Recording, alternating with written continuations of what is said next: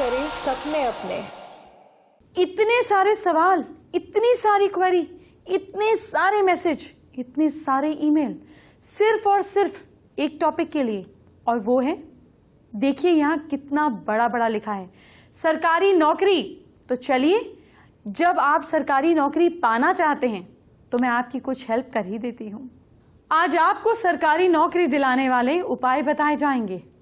अगर आप सरकारी नौकरी चाहते हैं तो ये उपाय आपके लिए बहुत काम आएंगे। आज आपकी हथेली पर वो रेखा दिखाई जाएगी जो आपकी सरकारी नौकरी लगवाएगी, इसीलिए अपनी हथेली से जरूर मैच कर लीजिएगा। आज आपके भाग्य का पता चल जाएगा और इंटरव्यू से आपको निकलवाने वाले खास टिप्स भी दिए जाएंगे ताकि आगे आप किसी इंटरव्यू में फेल ना हो। सरकारी नौकरी तो सब चाहते हैं, लेकिन मिलती कहाँ है सबको। मुझसे आप दर्शकों ने कई बार नौकरी दिलाने वाले, सरकारी नौकरी दिलाने वाले उपाय पूछे हैं, और आज मैं आपको वो कुछ अचूक उपाय बताने जा रही हूं जिससे आपकी सरकारी नौकरी लग सकती है। जो उपाय मैं बताने जा रही हूं वो सब हनुमान जी से जुड़े हुए हैं। जी हाँ, देखिए, मंगलवार को व्रत रखें, दिन में एक बार केवल गुड़ और गेहूं से बना भोजन खाएं। आप लगातार ये उपाय करें और अगर 21 मंगलवार तक इसे करते हैं तो विशेष लाभ होगा। मंगलवार को लाल कपड़े पहने और तो और हनुमान मंदिर में लाल फूल चढ़ाएं। ओम मंगलाय नमः मंत्र का जाप करें। मंगल स्तोत्र या हनुमान जी के मंत्रों का भी जाप कर सकते हैं। मंगलवार को गरीबों को चाय पिलाएं। लेमन राइस बनाकर दान करें। लाल कपड़े, कॉपर, गेहूं, घी, चंदन का दान करें। मंगल ग्रह से रिलेटेड दान सूर्यास्त से 48 मिनट पहले मंगलवार को करें। मसूर की दाल भी दान कर सकते हैं। मेरी क्लास में आपका स्वागत है। आज आपको वो रेखा बताई जाएंगी जिससे आपको ये पता चलेगा कि आपकी सरकारी नौकरी लगेगी या नहीं, और अगर सरकारी नौकरी नहीं लगेगी तो कौन सा करियर आपके लिए अच्छा होगा। क्या आप सरकारी टीचर बन सकते हैं? सरकारी नौकरी दिलाने वाली रेखा के बारे में जानिए। जिस व्यक्ति की मस्तिष्क रेखा स्पष्ट, गहरी, ये है हमारी मस्तिष्क रेखा, इधर से निकलती है, ये बिल्कुल क्लीन, ये बिल्कुल गहरी हो, ये वाली रेखा, साथ साथ भाग्य रेखा और सूर्य रेखा भी हो। भाग्य रेखा इस पर्वत पर होती है, सूर्य रेखा रिंग फिंगर पर, ये क्लियर हो और ये दो लाइंस भी हो, और गुरु पर्वत उभरा हुआ हो, क्योंकि ये एडमिनिस्ट्रेशन का डिपार्टमेंट है, इंडेक्स फिंगर के नीचे वाला। ये चार चीजें अगर क्लियर हैं तो सरकारी टीचर बन सकता है, जुपिटर यानी कि टीचर। आजकल बच्चे इंजीनियरिंग में जाना बहुत पसंद कर रहे हैं, ऐसा भी है, ठीक कहा ना। लेकिन क्या आप इस करियर में सफलता में आ पाएंगे या नहीं, सक्सेसफुल हो पाएंगे या नहीं। इंजीनियर का मूल कारक होता है शनि ग्रह।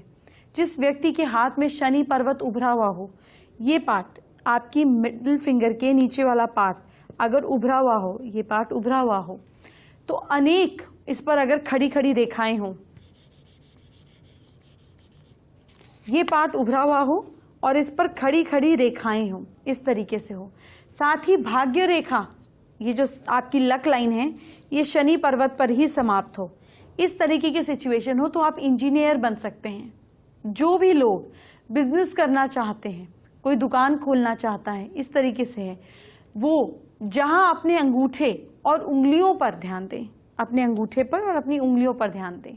जिस व्यक्ति की हथेली में अंगूठा 90 डिग्री से अधिक एंगल बनाए, समझ रहे हैं, ये 90 डिग्री से ज्यादा नीचे जाए, कनिष्ठा उंगली लंबी हो, ये वाली उंगली लंबी हो, मस्तिष्क रेखा स्पष्ट हो, ये रेखा स्पष्ट हो, ये उंगली लंबी और ये रेखा क्लीन हो, बुध, सूर्य और शनि पर्वत उभरे हुए हो, बुध, सूर्य और शनि पर्वत, ये तीन पर्वत उभरे हुए हों, तो ऐसे लोग फैक्ट्री या दुकान का मालिक होना इनके लिए फायदेमंद होता है। बुध समझिए ट्रेडिंग या कम्युनिकेशन, सूर्य समझिए गवर्नमेंट, ये समझिए इंजीनियरिंग या अंदर माइनिंग के, फैक्ट्री के, कारखानों के काम। अब ऐसे ही जो बच्चे पढ़ लिख कर डॉक्टर बनना चाहते हैं, कितने बच्चे हैं जो डॉक्टर बनना चाहते हैं, वो अपनी हथेलियां फटाफट से चेक कर लीजिए। जिस हथेली में बुध पर्वत स्पष्ट हो, ये वाला एरिया लिटिल फिंगर वाला स्पष्ट हो, उभरा हुआ हो, और इस पर्वत पर 3 या 4 रेखाएं खड़ी हों, इसको हम हीलिंग लाइंस बोलते हैं। कनिष्ठा उंगली अनामिका को स्पर्श करे, ये उंगली लंबी हो और इस फिंगर से टच भी करती हो, जुड़ी भी हो, मेडिकल फील्ड इनके लिए अच्छी रहेगी। अगर मंगल पर्वत भी उभरा हुआ है, अगर ये वाला एरिया भी उभरा हुआ है, ये वाला एरिया भी उभरा हुआ है, बेसिकली ये एरिया उभरा हुआ है, तो ये अच्छे सर्जन भी बन सकते हैं। अब देखिए कुछ और चीजें आपको समझाती हूँ। सूर्य रेखा स्पष्ट हो, अगर सन लाइन स्पष्ट है तो आपकी डॉक्टरी और अच्छी चलेगी।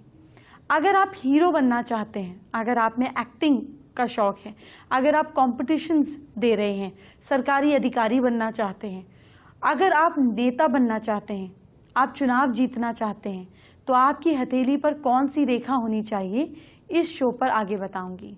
मेरी क्लास जारी रहेगी। अभी आगे बढ़ते हैं। मेरी क्लास एक बार फिर से शुरू हो गई है। अगर आप हीरो या हीरोइन या मॉडल बनना चाहते हैं, नेता बनना चाहते हैं, चुनाव जीतना चाहते हैं या फिर गवर्नमेंट ऑफिसर बनना चाहते हैं, तो आपकी हथेली पर मेरी बताई रेखा देखना शुरू कीजिए। अगर आप ग्लैमर वर्ल्ड से जुड़ना चाहते हैं, हीरो हीरोइन बनना चाहते हैं, टीवी के लिए, बॉलीवुड के लिए काम करना चाहते हैं, सक्सेस पाना चाहते हैं, तो हाथ की सभी उंगलियां आपकी सॉफ्ट होनी चाहिए। आपकी अनामिका उंगली ज्यादा लंबी नहीं होगी, ये उंगली ज्यादा लंबी नहीं होगी। सूर्य और शुक्र पर्वत उभरे हुए होंगे, ये भी उभरा हुआ होगा और ये पार्ट भी उभरा हुआ होगा। क्या आप नेता बनना चाहते हैं, क्या चुनाव जीतना चाहते हैं, तो ध्यान दीजिए, हथेली में सूर्य रेखा पर स्क्वायर का चिन्ह होना, इस पर स्क्वायर का चिन्ह होना, सूर्य रेखा पर स्क्वायर का चिन्ह होना, मंगल पर्वत पर दूसरी मस्तिष्क रेखा मिले, इस पार्ट पर आपकी मस्तिष्क रेखा टच कर रही हो, और पर्वतों का उभरा ठीक से होना, ये सारे माउंट्स जो हैं वो अच्छे से उभरे हुए हों, तो ऐसा व्यक्ति मंत्री, सत्ता के ऊंचे पद पर पहुंचता है। अब सबसे बड़ी बात, क्या आप सरकारी अधिकारी बनना चाहते हैं, गवर्नमेंट जॉब चाहते हैं, ऑफिसर बनकर बढ़िया जिंदगी जीना चाहते हैं, तो बेहद ध्यान से देखिए। सूर्य पर्वत पर स्पष्ट उभार होना चाहिए, ये पर्वत रिंग फिंगर वाला अच्छे से उभरा हुआ होना चाहिए। सूर्य रेखा गहरी होनी चाहिए। सूर्य पर्वत पर ट्रायंगल, यहाँ पर पहले मैंने स्क्वायर की बात करी नेता से, अब मैं कह रही हूं कि यहाँ पर ट्रायंगल या फिर स्क्वायर अगर है तो इसका ये चिन्ह होना इस बात का पॉजिटिविटी साइन देता है कि ऐसा इंसान IAS IPS कंपटीशन बीट कर सकता है। देखिए एक बात और बताना चाहती हूँ, हाथ की रेखाओं से आपके काम को ताकत मिलती है, लेकिन अगर आपने मेहनत ही नहीं की तो सब बेकार है। आपको मेहनत करनी ही होगी। संकेत जरूर देती है रेखा, लेकिन जब आप मेहनत करते हैं तभी इसी के नतीजे आपको मिलते हैं। आप तो जानते हैं मैं आपके सवालों का जवाब देने के लिए हमेशा रेडी रहती हूँ। अब मुझसे फेसबुक पर हमारे एक दर्शक संदीप धारीवाल ने पूछा है कि कॉन्फिडेंस बढ़ाने का उपाय क्या है, तो चलिए संदीप के सवाल का जवाब देती हूँ। अच्छी नौकरी के लिए अच्छा कॉन्फिडेंस बहुत जरूरी है। होता क्या है कि आप नौकरी का इंटरव्यू देने गए, लेकिन आप में कॉन्फिडेंस की कमी हुई तो फेल हो जाएंगे।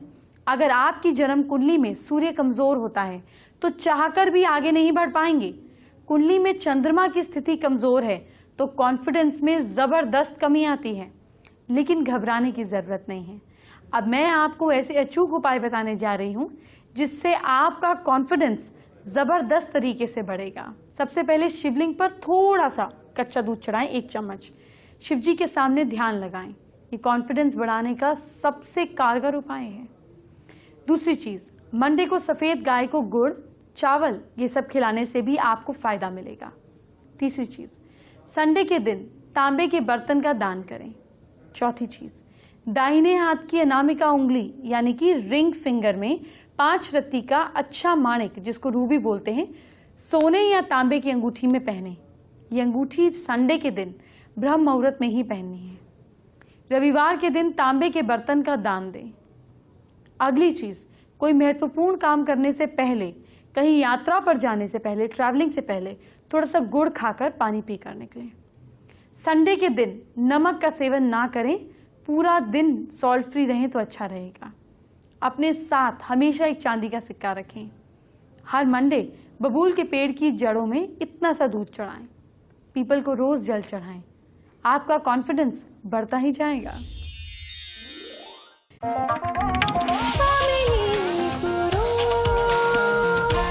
साकार करें सपने अपने।